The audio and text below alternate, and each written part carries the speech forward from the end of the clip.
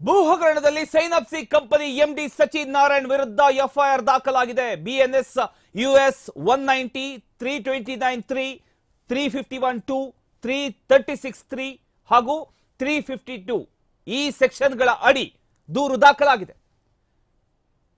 ಬೆಂಗಳೂರಿನ ಉತ್ತರ ತಾಲೂಕಿನ ಕಸವನಹಳ್ಳಿಯಲ್ಲಿ ಜಮೀನು ಕಬಳಿಕೆಗೆ ಯತ್ನಿಸಿರತಕ್ಕಂತ ಒಂದು ಆರೋಪ ಇದು.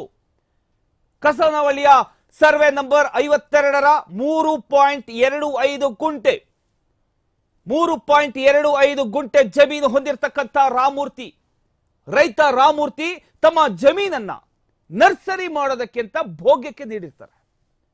2005ರಲ್ಲಿ ಕಸವನಹಳ್ಳಿಯಲ್ಲಿ 3.25 ಗುಂಟೆ ಜಮೀನನ್ನ ರಾಮೂರ್ತಿ ಖರೀದಿಸಿರ್ತಾರೆ. ತಮ್ಮ ಜಮೀನನ್ನ ನರ್ಸರಿ ಮಾಡೋದಕ್ಕೆ 6 ಲಕ್ಷಕ್ಕೆ ಭೋಗ್ಯಕ್ಕೆ ರಾಮೂರ್ತಿ ಕೊಟ್ಟಿರ್ತಾರೆ. ಶಶಿಕಲಾ ಕೋದಂಡಚಾರಿ ಅನ್ನುವಂಥವರಿಗೆ ನರ್ಸರಿ ಮಾಡೋದಕ್ಕೆ ಅಂತ ಇವರು ಲೀಸಿಗೆ ಕೊಟ್ಟಿರ್ತಾರೆ. ಆಗಸ್ಟ್ 13ರಂದು ರಾಮೂರ್ತಿ ಜಮೀನು ಬಳಿ ಬಂದ ಸಚಿನ್ ನಾರಾಯಣ್ ಹಾಗೂ ಗ್ಯಾಂಗ್ ಆ ಒಂದು ಜಮೀನಿನ ಹತ್ರ ಬರ್ತಾರೆ.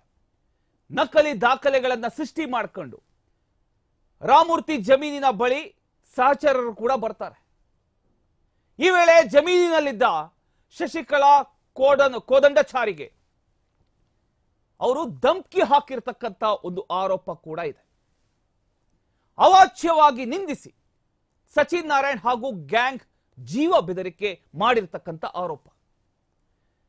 ಸೈನಪ್ಸಿ ಕನ್ಸ್ಟ್ರಕ್ಷನ್ ಎಂಡಿ ಸಚಿನ್ ನಾರಾಯಣ್ ಹಾಗೂ ಕೃಷ್ಣ ಚೈತನ್ಯ ವಿರುದ್ಧ ಇದೀಗ ದೂರು ದಾಖಲಾಗಿದೆ.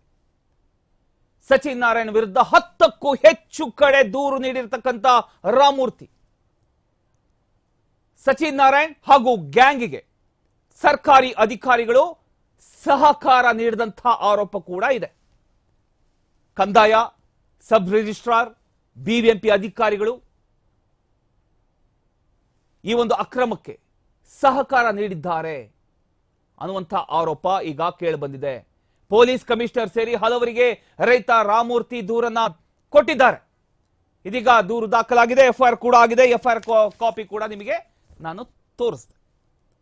ಇದು ಎಫ್ಐಆರ್ ಕಾಪಿ.